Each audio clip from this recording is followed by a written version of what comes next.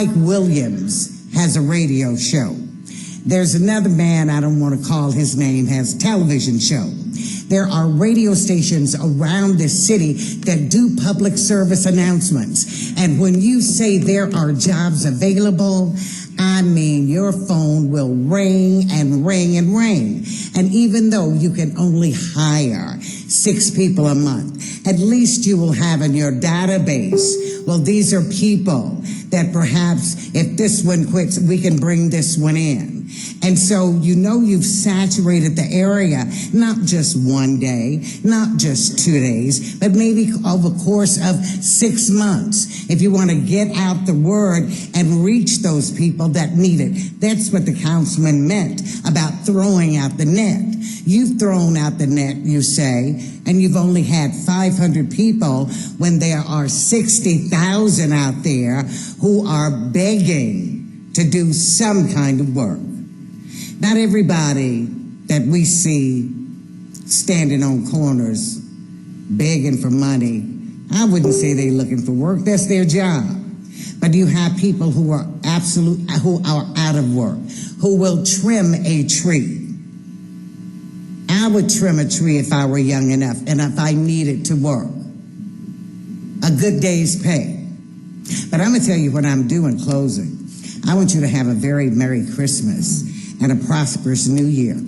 But I'm going to take Rebecca Garcia, and we're going to go down on Germantown Parkway, and I'm just going to be with her. I'm going to be her friend, and she's going to go in there, and she's going to be talking the language and stuff, and we're going to find out some stuff.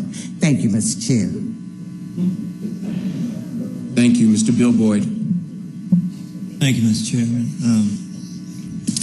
This is not exactly like having a job to mow grass or something. And that 60,000 figure, you know, that's wild. That would include babies and everything else, if you want to say 10%.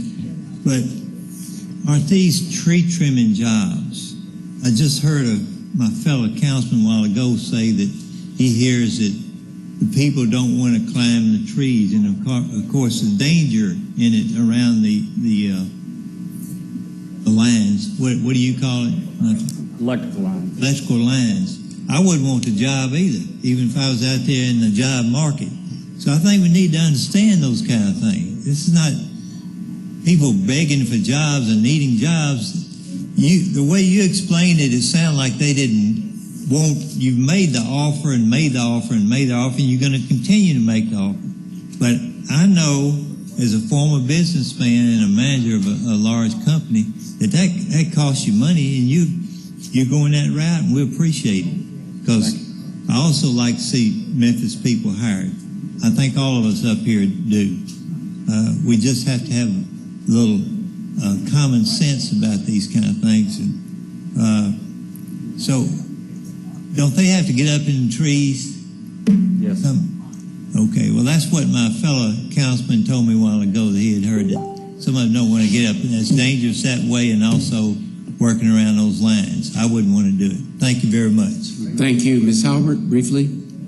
Thank you, Mr. Chair. Very briefly, children climb trees. So I did have a moment to speak with Mr. Woods, with the director of WIN, and he said that they've been working with you all for the last 4 months, but there haven't been any type of job fairs or anything set up through them, and they would love the opportunity to work with you all in that capacity. I don't know who the individuals are, but even if you go down Jackson Avenue, there are people, a lot of construction folks know that if you drive down Jackson Avenue, you see folks every single day from other countries who are begging and looking for work. So again, I just want to offer you the invitation to invite us to these, work with WIN and your other resources for hiring. Invite us so that we can make sure that we put the word out. And if it fails, it fails. But I just would like to see us stop sending our money out to a different country. Thank you, Mr. Chair. Thank you, Ms. Halbert. Ms. Halbert was our last request to speak.